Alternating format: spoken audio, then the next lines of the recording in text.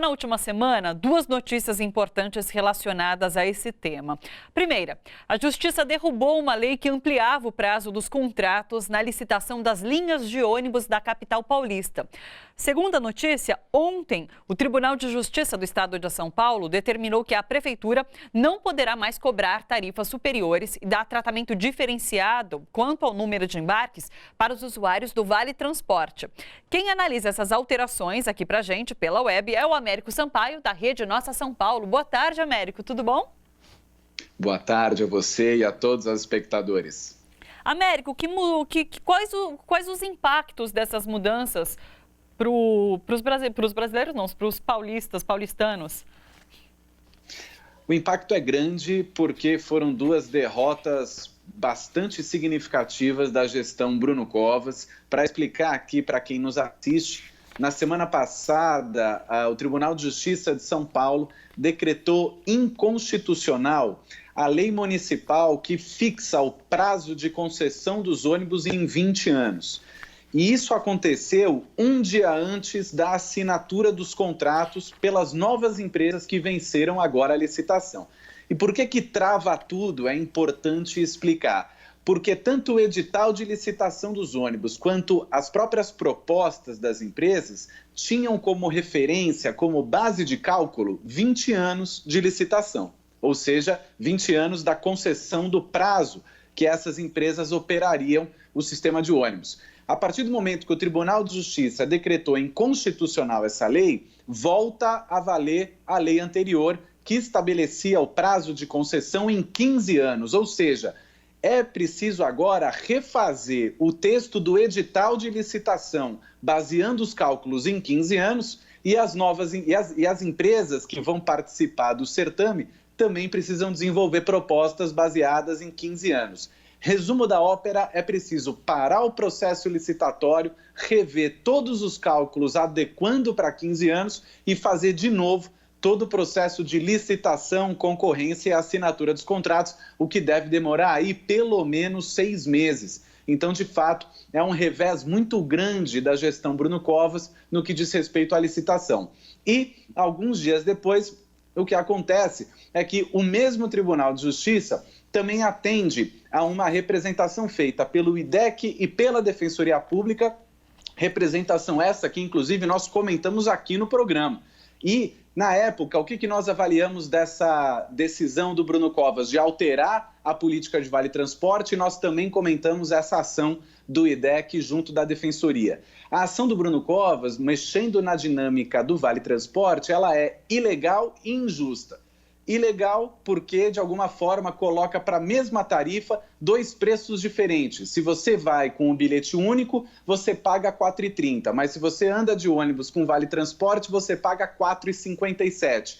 A lei proíbe que, dentro de um mesmo serviço, tenha cobranças diferenciadas. E, em segundo lugar, é injusto, porque aquele morador da periferia que precisa do Vale Transporte para chegar no seu trabalho, esse trabalhador teve o número de baldeações reduzida do Vale Transporte pelo decreto do Bruno Covas, que ontem o Tribunal de Justiça tornou inválido, ou seja, o Tribunal de Justiça suspendeu os efeitos do decreto do Bruno Covas e voltou a valer a política anterior de Vale Transporte. Então, resumindo, são duas derrotas significativas para a gestão Bruno Covas no que diz respeito à mobilidade. A Prefeitura agora vai ter que, de verdade, encontrar caminhos rápidos, vai ter que se virar para conseguir se adequar às duas determinações do Tribunal de Justiça, mas eu acho que é importante também ressaltar uma questão com relação a isso. Os dois problemas, tanto na política de Vale Transporte quanto na licitação dos ônibus, foram problemas autocriados pela Prefeitura. São problemas que a própria Prefeitura produziu. E digo isso por quê? Porque todos os órgãos de fiscalização e controle, como o Tribunal de Contas do Município, o CAD, o CEPRAC, que são órgãos de fiscalização, todos esses órgãos já apontavam há mais de ano que você tinha problema estabelecendo 20 anos no prazo de concessão da licitação. A Prefeitura foi teimosa, se fez de surda, quis bancar a licitação mesmo assim, e o resultado é esse. Então, o que eu estou querendo dizer é que, com relação ao prazo da licitação, a Prefeitura poderia ter resolvido isso tranquilamente, com antecedência, se tivesse aprovado a legislação adequada na Câmara Municipal, num projeto de lei que tramita na Câmara, que poderia ter resolvido. E o segundo problema, a segunda crise, que diz respeito ao Vale Transporte, é a mesma coisa. Todos os especialistas analisaram as mudanças na política de Vale Transporte promovidas pelo Bruno Covas como sendo medidas ilegais e injustas, que não tinham base legal para serem efetivadas. A Prefeitura, mais uma vez, foi teimosa e se fez de surda, não ouviu os especialistas, não ouviu as recomendações e quis sustentar a política de mudança no Vale Transporte. E agora, a decisão da Justiça nesses últimos dias, de alguma forma, mostrou que se a Prefeitura tivesse ouvido organizações, especialistas, órgãos de controle, etc., nos dois casos, esses dois problemas tranquilamente poderiam ter sido evitados. Então é importante destacar aqui para o nosso telespectador de que são duas crises graves na política de mobilidade da cidade de São Paulo, mas que são duas crises autoproduzidas, que o próprio governo criou essas duas situações. Pelas suas explicações, me parecem decisões muito justas por parte da Justiça. E Américo, dá para a gente fazer uma leitura política em relação a essas atitudes que foram tomadas pelo Bruno Covas? Por exemplo, ele quer mostrar resultados rápidos, tendo em vista uma eleição que acontece no ano que vem, por exemplo? Por um lado, sim. Eu acho que a leitura política caminha no seguinte sentido. Com relação às alterações na política de Vale Transporte, o que a Prefeitura tinha por objetivo era economizar. Então, a partir do momento que a Prefeitura reduz o número de baldeações de quem usa o Vale Transporte, na prática a Prefeitura está deixando de pagar subsídio. Então, a expectativa da Prefeitura com as mudanças no Vale Transporte era de economizar cerca de 400 milhões de reais ao ano. Então, era uma medida especificamente para economizar gastos.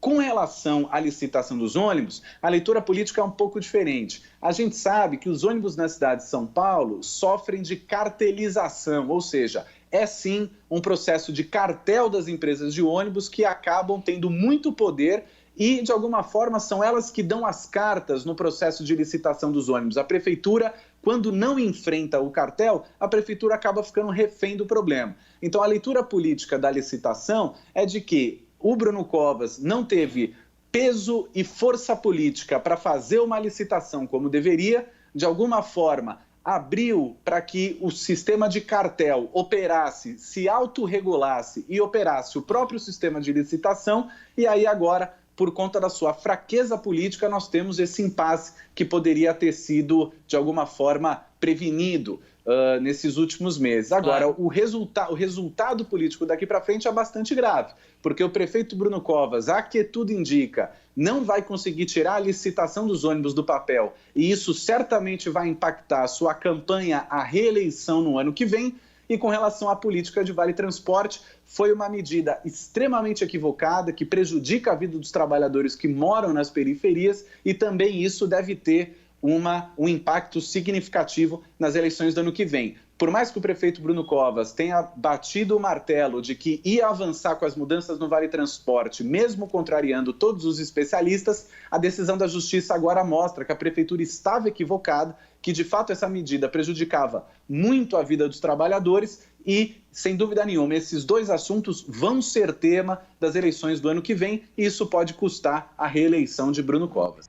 Olha só, você que curte a TVT e quer contribuir com a gente, se inscreva no nosso canal do YouTube, /RedeTVT, e torne-se membro. Assim você participa da construção desse canal público e aberto. A gente agradece.